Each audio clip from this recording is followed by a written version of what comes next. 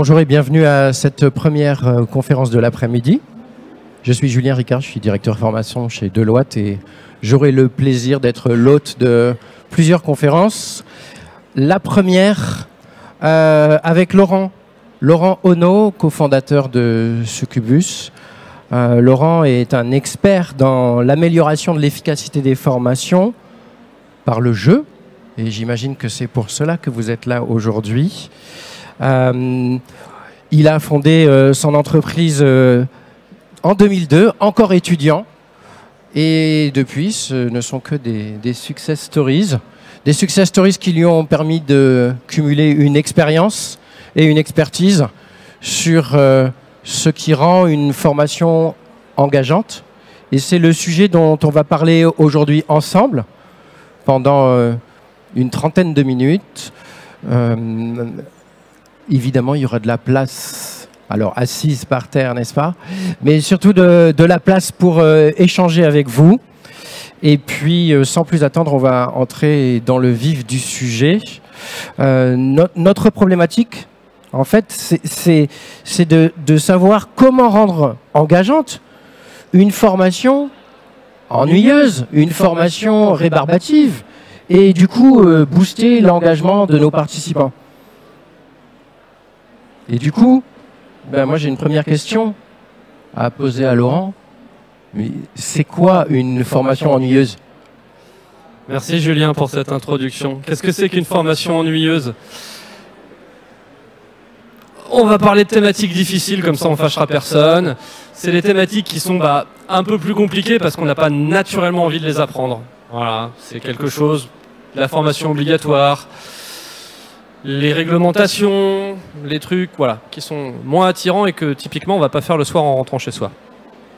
Et donc ça, c'est des formations qui sont un petit peu compliquées. On va avoir deux constats. Il y a des apprenants qui ne finissent pas la formation. On va parler des indicateurs de complétion. Quel pourcentage des apprenants sont allés au bout de la formation? Pour les e-learning non tutorés, on sait que moins de 20% pour la majorité. C'est très peu. C'est beaucoup de gâchis en fait. Puis il y a d'autres indicateurs quand on se rend compte que les apprenants n'apprennent pas. Parce que des fois on finit la formation mais on n'a pas appris grand-chose. Ouais, c'est super important pour nous. On se rend compte que finalement tu as moins de 10% des gens qui apprennent, qui retiennent quelque chose, qui transfèrent quelque chose sur des e-learning optionnels et même sur les obligatoires. Tu vois, nous, chez Deloitte, on a des formations de conformité sur la compliance, l'indépendance. Et à la fin de l'année, si les gens n'ont pas fait 100% de leur parcours, ils n'ont pas leur bonus. C'est très efficace.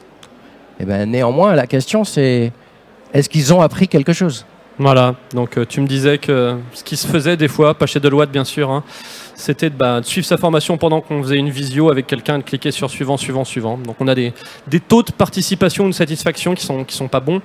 Les taux de participation, on sait que les e-learning optionnels, en ce moment, hein, c'est moins de 10% de participation en e-learning optionnel. C'est vraiment pas des bons chiffres.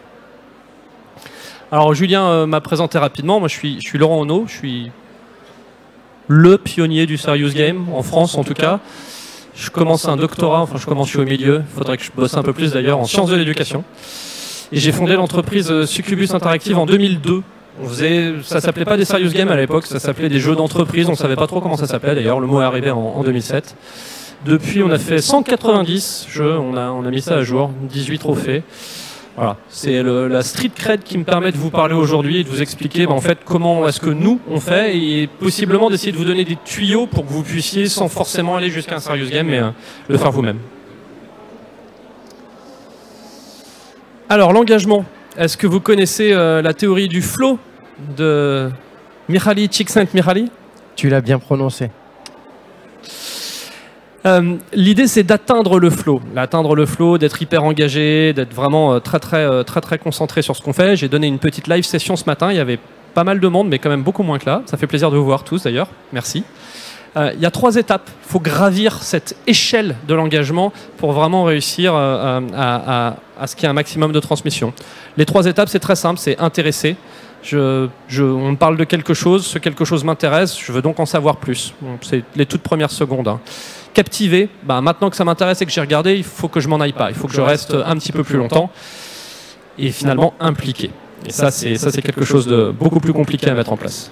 Ouais, effectivement, pour rester sur cette croissance du flow, il faut qu'il y ait de l'engagement actif, que ce soit pas trop boring, que ce soit pas trop difficile non plus. Et c'est ce qui fait que quand on joue à des jeux vidéo, on reste dans ce flow où on ne voit pas les heures passer. Exactement. Quand on est dans le flow, on peut nous parler, on répond pas, on est trop occupé, on n'a même pas entendu la question. Moi, je vais vous donner 3 minutes 30 pour convaincre sur votre prochain module que vous allez faire. 30 premières secondes, il va falloir intéresser. Mettez en place des personnages, de la narration. C'est simple, c'est pas plus que ça. Je vais rentrer un petit peu plus dans le détail, mais vous allez voir, c'est pas quelque chose de trop compliqué. Ensuite, il va falloir captiver. Alors, ce qui est compliqué quand on captive, c'est qu'on ne doit pas arrêter d'intéresser les gens. C'est-à-dire qu'il va falloir continuer d'intéresser les gens et en plus, il va falloir les captiver. Voilà, la première étape, je vous donne 1 minute de plus. Il faut mettre de l'interactivité, il faut mettre des objectifs. Il faut demander aux joueurs, à l'apprenant, de faire quelque chose, de réussir à faire quelque chose. Et ça marche avec tout type de formation. Il n'y a vraiment pas de choses avec lesquelles ça marche mieux que d'autres. Et on va rester dans captiver. Et là, je vais vous demander d'apporter du plaisir, du fun. Là, je vous donne 2 minutes de plus. Là, si vous avez réussi à faire ça, normalement, vous avez, sur ces quelques premières secondes, minutes de jeu, vous avez réussi à avoir des gens qui sont prêts à aller à l'étape d'après. Ça ne veut pas dire qu'ils vont tous y aller, mais en tout cas, vous avez fait ce qu'il faut pour que ça puisse se passer. Et là, on va parler d'implication. Mais c'est un peu un black magic. Je vais vous rentrer un petit peu plus dans le détail.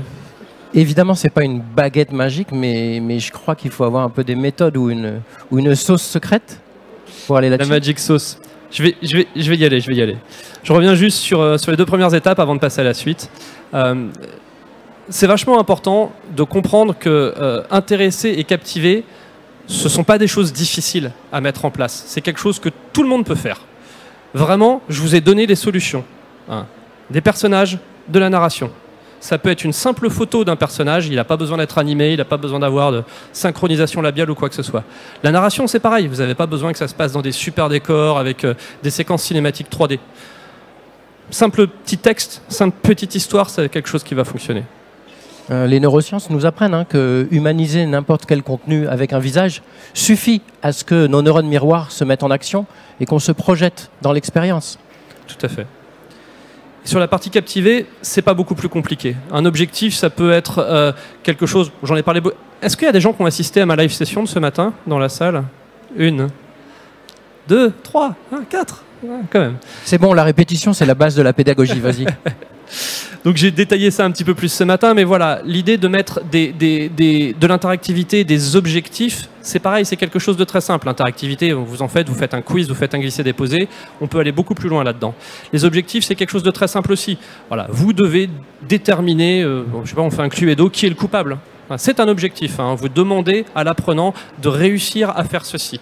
Et vous allez le mettre dans une boucle qui l'emmène vers cet engagement. Puis le plaisir, le fun. Oui, on peut toujours faire des blagounettes. Ça ne fonctionne pas avec la plupart des joueurs, mais la plupart des joueurs sont un peu sociaux. Donc, si vous les mettez en relation avec une expérience humaine, ça va marcher. Je reviens juste sur l'interactivité. Moi, un petit truc que je fais chaque fois que je brief un prestat pour travailler avec lui, et on ne travaille pas ensemble. Moi, je préfère toujours que vous fassiez de l'interactivité avec le contenu qu'avec le contenant. Plutôt que de dire à vos apprenants, cliquez en bas à droite quand vous avez fini. Si le sujet c'est un contrat, dites-lui, cliquez sur le contrat pour découvrir la suite. Interagissez avec le contenu plutôt qu'avec le contenant. Absolument. Voilà. J'en parlais ce matin, je vous refais un petit détail. Vous pouvez mettre une carte dans laquelle on peut se promener, vous allez ajouter de la liberté exploratoire. Je vais passer au Black Magic. Je vais vous expliquer la Magic Sauce. Ça, c'est vraiment le secret de ce qu'on fait nous à Succubus. À peu près toutes les productions qu'on fait sont basées là-dessus. En fait, on va rentrer dans une boucle qui va alterner 3 phases. Soit vous faites tout votre module, ces 3 phases, soit vous faites la boucle et vous tournez plusieurs fois. Tu veux dire ça marche en poupée russe? Exactement. Je vous ai laissé les termes pseudo-scientifiques, mais je vais vous faire en français simple juste après. La première partie, c'est la contextualisation. Vous allez expliquer, vous allez donner les objectifs aux joueurs, vous allez lui expliquer qui il est, pourquoi il est là, ce qu'il doit faire. Vous entendez que par des formations professionnelles, je parle beaucoup plus de joueurs que d'apprenants. Dans ma société, on fait quasiment que des jeux, mais c'est la même chose. Puis, vous allez amener vers la mise en situation. Alors, ça signifie qu'il faut une mise en situation. Si le but de la mise en situation, c'est regarder cette vidéo et dites ce que vous en pensez, on passe un petit peu à côté de la donne. Le principe, la vidéo, ça va plutôt être sur la partie contextualisation, sur regardez qui vous êtes, et maintenant on va passer à la mise en situation, et maintenant on va poser des questions, offrir des choix, et puis permettre de prendre des décisions. Et ces décisions vont avoir des impacts sur ce qui se passe. Ces impacts, il va falloir les présenter aux joueurs. Et donc, on va avoir une phase de restitution. Cette restitution, c'est ce qui montre aux joueurs pourquoi ce qu'il a fait avait du sens, n'avait pas de sens, a bien fonctionné, n'a pas bien fonctionné. C'est vachement important. C'est ce qu'on appelle la plupart du temps le débrief. Mais souvent, dans le débrief, on inclut cette notion de on vous donne une note, on vous donne un score, on vous dit que vous avez bien fait, on vous dit que vous n'avez pas bien fait. Là, l'idée, c'est plutôt de permettre et même de favoriser l'erreur et d'être sur quelque chose où, bon, je vais vous donner l'exemple que je donne le plus souvent. Imaginez un apprenant qui fait tous les bons choix du premier coup. À la fin du parcours, on ne sait pas ce qu'il a appris. Un apprenant qui fait tous les mauvais choix et qui comprend tous les impacts de tous ces mauvais choix et qui on montre que quand on fait ça mal, voilà ce qui se passe, quand on fait ça mal, voilà ce qui se passe. En fait, c'est lui qui apprend beaucoup plus. Et finalement, un élève qui repasse 10 fois son examen pour finir avec un score parfait, il est probablement bien meilleur que celui qui a eu le score parfait tout de suite, parce que probablement que celui qui a eu le score parfait tout de suite, il a eu un peu de chance. Laurent, est-ce que tu es d'accord pour dire que cette phase de restitution, c'est aussi parfois ce qu'on appelle la boucle de rétroaction ou le feedback, tout simplement? Complètement, oui. C'est le mot qu'on met ce souvent, feedback et cette relation essai-erreur ou réussite est essentiel, et ça fait partie d'un des 4 piliers de l'apprentissage des adultes, avec l'engagement actif, l'attention exécutive et la mémorisation. Complètement. Je vais vous donner des petits exemples. Pardon, vas-y. Comment on fait? Comment on fait? Je vais vous donner 2 petits exemples. Voici une thématique, la gouvernance IT. C'est une thématique très réglementaire qui explique que dans le cadre d'un déploiement logiciel, il y a des choses qu'il faut faire et des choses qu'il ne faut pas faire. Et quand on est comme là dans un milieu bancaire, ça peut être un gros problème si on ne respecte pas du tout, juste qu'on fait une petite erreur. Donc on a nos 3 piliers. Comment est-ce qu'on gravit ces 3 échelles de l'engagement? On va jouer Marie-Jo, qui est à gauche, la dame, qui va encadrer un stagiaire. Voilà. Donc on voit d'ailleurs son stagiaire sur l'image du bas. Et il y a 2 collègues, plutôt bienveillants, mais plutôt un peu taquins aussi. Donc ça, c'est l'histoire. On encadre un stagiaire qui vient d'arriver. On va faire un petit assessment pour savoir quel est le niveau de compétence de la personne en début de parcours. On ne fait pas un assessment à la fin, on le fait au début. Si jamais la personne fait un mauvais assessment, on va réduire la difficulté. Si jamais elle fait un bon assessment, on va au contraire avoir tendance à la monter. Donc on a un ajustement de la difficulté adaptative de façon à ce qu'on puisse viser juste par rapport à l'apprenant et maintenir son engagement. On l'a fait dans la narration.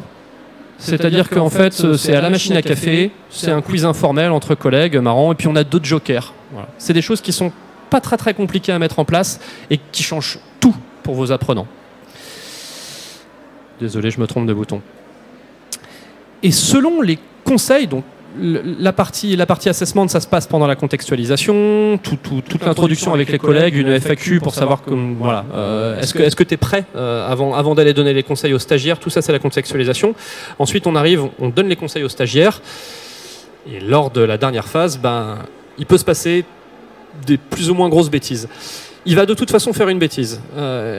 Pendant la restitution, pendant la 3e phase, ça va également être quelque chose que l'on joue. Ces 3 phases, il faut que vous les jouiez. Donc là, vous voyez, pendant la première phase, le quiz, on l'a rendu actif, on l'a rendu intégré dans la narration.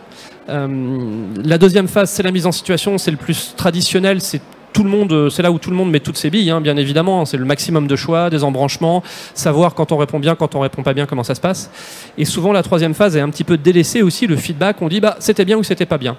Alors, on va aller beaucoup plus loin. Non seulement on va montrer l'impact des choix qu'il y a eu pendant la phase d'avant, mais on va rajouter deux petites choses. La première, c'est qu'on va permettre à l'apprenant de s'auto-évaluer.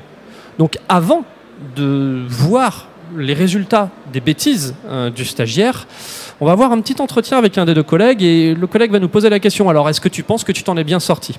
Et cette auto-évaluation, on l'a fait dans la narration. Et on va pouvoir répondre au collègue, oui, non, il va nous poser des questions précises sur cette partie-là, est-ce que tu lui as bien dit ça, est-ce que tu penses que ça s'est bien passé? Et si on répond non, on va avoir le droit de changer la réponse que l'on avait donnée la première fois pour se rattraper et dire, ah, on va peut-être falloir aller lui dire alors pour éviter qu'il commette la bêtise sinon. Et donc on a ce côté de bienveillance, si jamais l'erreur est reconnue, retrouvée par le joueur, ben, il va pouvoir du coup la modifier. Un petit bonus, donc voilà, cette partie d'auto-évaluation. Et puis bah, finalement, on va découvrir le résultat. Est-ce que le logiciel s'est bien déployé? Est-ce que il n'y a pas eu de catastrophe? Parce qu'évidemment, on n'a pas eu le droit. On voulait que si jamais vraiment tous les pires choix étaient mis, on puisse avoir des grosses catastrophes. La boîte ferme. Mais bon, c'était pas. Voilà. En termes de ligne éditoriale, ça n'a pas été accepté. Alors, moi, je vous montre un truc avec des personnages animés, des décors, des graphismes, pas mal d'interactivité dedans aussi à différentes phases. Encore une fois, c'est pas du tout quelque chose qui est obligatoire. Vous pouvez les présenter sur fond blanc, ça marchera tout aussi bien. Vous pouvez les avoir sous forme de photos en récupérant des banques de personnages existants, ça marchera aussi très très bien. Toute la partie graphisme animé, ça apporte une notion de qualité supplémentaire qui évidemment va favoriser la phase d'intérêt, mais sur la phase de captivation et d'implication, pas tellement. Et un deuxième exemple. Ça, c'était un challenge pour nous. On nous a demandé de faire un assessment pour les agents de quai. Les agents de quai, c'est ceux qui chargent et qui déchargent les camions Amazon, hein, typiquement. Et voilà, qui ont un niveau de compétence très bas, en particulier avec l'outil digital. Et des fois qui sont pas plus bêtes qu'un autre et qui sont tout à fait capables de lire un planning ou de choisir dans quel ordre charger les caisses. Et d'autres, au contraire, qui n'y arrivent pas. Et l'idée, c'était d'être capable d'évaluer les compétences de ces gens-là pour les orienter vers un métier ou vers un autre. Ça, comment est-ce que vous le faites? Habituellement, c'est un questionnaire, c'est un assessment on ne peut plus simple avec des questions dans ce cas-là, que faites-vous? Et la plupart des gens répondent pas bien. Il y a des problématiques de lecture, il y a des problématiques de compréhension, il y a des problématiques d'engagement. C'est vraiment très très chiant. Moi, je suis là pour pousser des caisses, je suis pas là pour répondre à un questionnaire, quoi. Donc le fait d'avoir fait une vraie mise en situation, en plus d'être capable de montrer des images de ce que ce sera dans l'entrepôt, c'est quelque chose qui déjà intéresse énormément. Et en fait, le scénario, là, ça va être la première journée de travail. Vous allez incarner un agent de quai qui vient faire sa première journée de travail, qui est accueilli par son boss, par un collègue, et voilà, et qui vient découvrir en fait cette nouvelle entreprise. Il va y avoir beaucoup de guidage qui va être fait par des dialogues avec les différents personnages et par ce fameux système d'objectifs dont je vous ai parlé. Alors, il n'y a pas de non-linéarité sur ce jeu-là. C'est-à-dire que quoi qu'il arrive, c'est séquentiel, c'est étape après étape et on ne peut pas changer l'ordre des étapes. C'est pas compliqué, hein. Il a une tâche à faire dans sa journée, c'est celle-là et c'est maintenant, et c'est pas lui qui choisit dans quel ordre il va faire ses tâches. Toutefois, on lui laisse la possibilité d'explorer entièrement l'entrepôt. Il peut se rendre là où il veut, comme il veut, et puis voir les différentes choses qu'il peut y avoir dans l'entrepôt. Il peut aller au palettier, même s'il n'a pas besoin de s'en servir. Il peut aller au vestiaire pour voir les différents EPI, même s'il n'a pas besoin d'en mettre. Voilà. Et puis au bout d'un moment, il va trouver quand même l'endroit où il est censé aller, hein. On le guide beaucoup pour lui dire c'est là où tu dois aller, essaie de le trouver, essaie d'y aller. Et effectivement, il va pouvoir arriver sur place là où il doit faire quelque chose et rentrer dans une activité, dans la fameuse mise en situation. Mais on aura ajouté dans la phase de contextualisation la possibilité pour lui d'aller à sa vitesse, à son rythme, selon ses envies, découvrir plus ou moins de contenu additionnel, possiblement secondaire et optionnel. Et donc on va avoir toute une série d'interactions très spécifique. Alors là, on a vraiment fait du très sur mesure. On a un camion en 3D qu'on peut charger par devant, par derrière, au-dessus, en dessous, etc. Il y a beaucoup de choses très spéciales, mais là encore, ça c'est notre savoir-faire, c'est ce que nous on propose. des activités pédagogiques très simples, du glisser-déposer, du réordonner, du QCM, des zones de saisie libre avec quelques mots-clés validés comme bon. Ça suffit tout à fait pour emmener du début à la fin de cette aventure. Et donc cette fameuse navigation, voilà le petit bonus, on voit la carte en fait du lieu et il faut trouver où est la suite. Merci beaucoup Laurent. C'est les deux exemples que tu voulais nous montrer aujourd'hui. Absolument. Moi j'ai une question à te poser. On comprend que les principes sont toujours très simples, que c'est de la mécanique de jeu et que donc on peut le faire avec des moyens beaucoup plus simples ou beaucoup plus élaborés. Mais dans ces deux cas très différents, entre un univers bancaire avec des sujets de compliance, cybersécurité, ou un univers entrepôt logistique, est-ce que la partie contenant, la partie gameplay, justement, tu l'as adapté différemment? En fait, pour ces deux exemples-là, on avait en plus la double contrainte de ne pas introduire de gameplay. C'est-à-dire de rester sur quelque chose de le plus plat possible, le moins différenciant des formats déjà existants, parce que c'est des a priori, mais on n'est pas là pour jouer. Si jamais on s'écarte trop de ce qu'on fait habituellement, nos apprenants ils voudront pas y aller. C'est pas quelque chose qui va bien. Ça rentre pas dans la ligne éditoriale de ce qu'on fait dans l'entreprise, etc., etc. Donc on est resté sur un univers de jeu. On a vraiment pris uniquement les composantes minimales et nécessaires, l'essence entre guillemets, pour obtenir un bon engagement. C'est deux jeux qui suscitent un fort engagement. Ils ont très très bien marché. Ça fait 20 ans qu'on fait des jeux, 22 ans. Je pense que c'est les deux qu'on a le mieux réussi. Donc je vous donne ces deux exemples-là qui en plus sont les moins ludiques et sont sur les thématiques les plus ennuyeuses. Et pourtant, c'est ceux sur lesquels on nous a vraiment sollicité pour s'assurer que les gens aillent du début à la fin. Et probablement les deux sur lesquels on a le mieux réussi. Tu m'amènes une réflexion parce que tu me diras si tu es d'accord avec moi que un des pièges ou un des dangers, ça peut être justement la surcharge cognitive, d'en proposer trop à l'apprenant par rapport à notre objectif d'apprentissage. Complètement, ça nous arrive, malheureusement en tant que professionnel, c'est une erreur qu'on fait tout le temps. Nous on pousse les gens vers le jeu, on pousse vers plus de ludisme, et c'est pas pour autant qu'il y a moins de pédagogie, et c'est pas pour autant que ça prend plus de temps. Mais effectivement, ça fait beaucoup à mettre dans la tête, ça fait beaucoup de choses en même temps. Pour certaines personnes, c'est idéal. Mais c'est pas forcément tout public. Alors que là, on a vraiment réussi à viser quelque chose de tout public, ça passera pour tout le monde, les experts comme les débutants, tout niveau de compétences, voilà. Ok, je vois que tu as mis ton mail en bas à droite de cette diapo. Ça veut dire que c'est un petit peu la fin de la partie présentation? J'ai une petite conclusion derrière, oui, j'ai oublié de dire, j'ai mis mon mail sur tous les slides. Utilisez-le, c'était pas juste pour faire joli, hein. N'hésitez pas à m'écrire. Et en petite conclusion, donc, il n'y a pas besoin d'un moteur 3D. Rendre une formation ennuyeuse, engageante, ne nécessite pas de passer par tout un serious game. C'est encore mieux, hein, et si jamais vous voulez le faire, n'hésitez pas, on a le stand à l'entrée.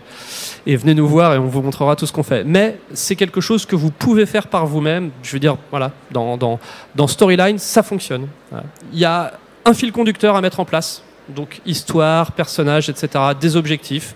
N'oubliez pas ça. Je pense que s'il y a vraiment un truc avec lequel j'aimerais que vous repartiez, c'est ça. Puis peut-être les 3 minutes 30 pour convaincre, hein. Si vous mettez un fil conducteur au bout de 15 minutes, c'est pas la peine. Il faut commencer par ça. Et je vous ai parlé de liberté décisionnelle et de liberté exploratoire. Je vais conclure là-dessus. La liberté exploratoire, c'est la possibilité de se promener un petit peu partout. Mais de toute façon, la suite, elle est à un endroit, elle n'est pas à un autre. Bon, bah ça, c'est facile. C'est un module linéaire, mais avec de la liberté exploratoire. Ça marchera très très bien pour vos apprenants. Ils vont apprécier le fait d'avoir le droit de faire ça en fait finalement à leur rythme, à leur vitesse, et puis d'aller voir un petit peu à droite à gauche. Après, il y a le côté plus compliqué qui est la liberté décisionnelle. Si jamais vous réussissez à mettre en place de la liberté décisionnelle, c'est-à-dire des scénarios avec branchement dynamique, vous allez atteindre le dernier stade de l'échelle d'engagement, vous allez impliquer vos apprenants. Sachant qu'honnêtement, si vous réussissez à les intéresser, les captiver, c'est déjà super bien.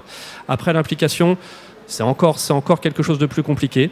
Vous pouvez l'atteindre, c'était ma conférence de ce matin était là-dessus, elle peut s'atteindre sans liberté décisionnelle, c'est quand même vraiment difficile. La liberté décisionnelle, c'est ça ce que ça va vous permettre. Les choix des apprenants vont avoir des conséquences et la suite du scénario ne sera pas la même en fonction de ce qu'ils ont fait avant. Ça, c'est impliquant. Si vous commencez par ça, par contre, vous allez perdre tout le monde, il faut d'abord intéresser et captiver. J'espère que vous avez remarqué comment il fait bien sa petite boucle de restitution à la fin. Merci et bravo. Et peut-être que dans la salle, vous avez des questions à poser. Alors, questions courtes, réponses brèves. Un micro va circuler. On a 5 minutes.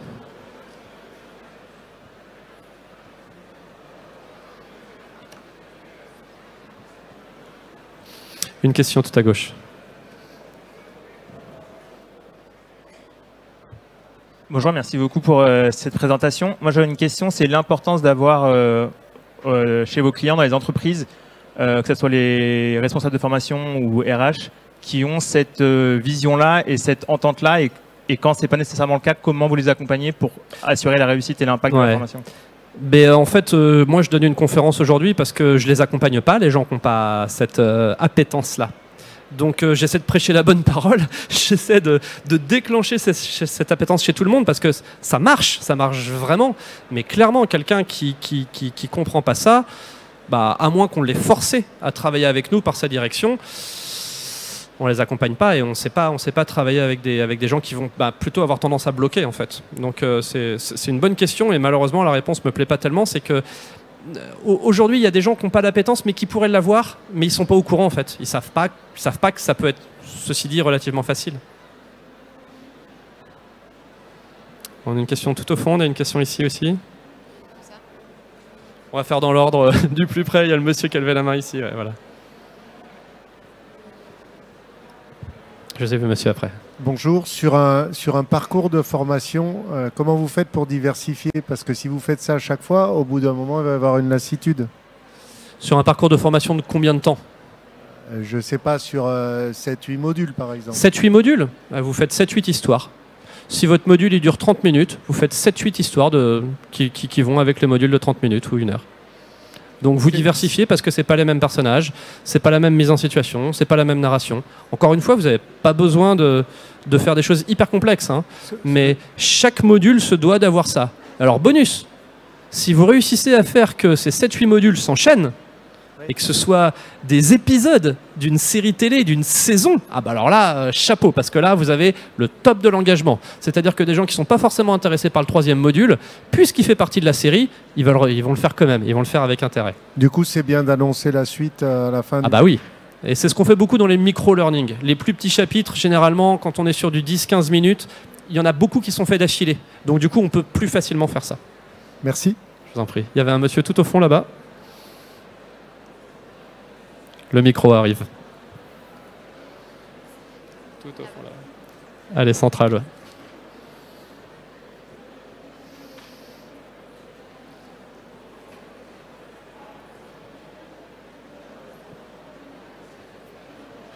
Bonjour, merci pour la présentation. Je voudrais savoir quel travail et stratégie vous mettez en place pour que l'apprenant retienne bien le message et pas juste soit hypnotisé par la modalité.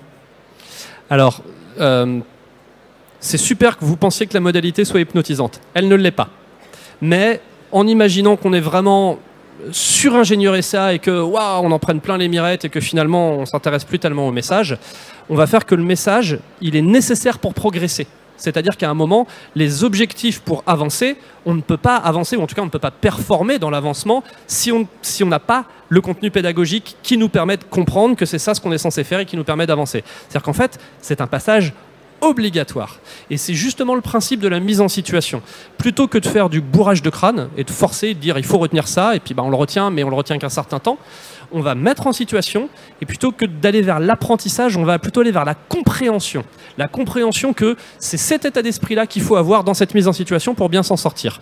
Et donc, l'erreur permet de faire que quand on essaye, on n'y arrive pas, c'est quelque chose qui est ultra marquant. Si vous pouvez faire quelque chose qui est difficile mais bienveillant, vous allez tout gagner aussi. Parce que les personnes vont essayer, vont pas y arriver. Si vous réussissez à être bienveillant, elles vont continuer de réessayer jusqu'à temps d'y arriver. Et là, c'est génial parce qu'elles ont vu toutes les mauvaises façons, c'est l'exemple que je vous donnais tout à l'heure, toutes les mauvaises façons de faire pour finalement trouver la bonne. Et là, elles ont parfaitement appris tout ce qu'il y a à savoir. On est au bout ? Merci beaucoup, Laurent.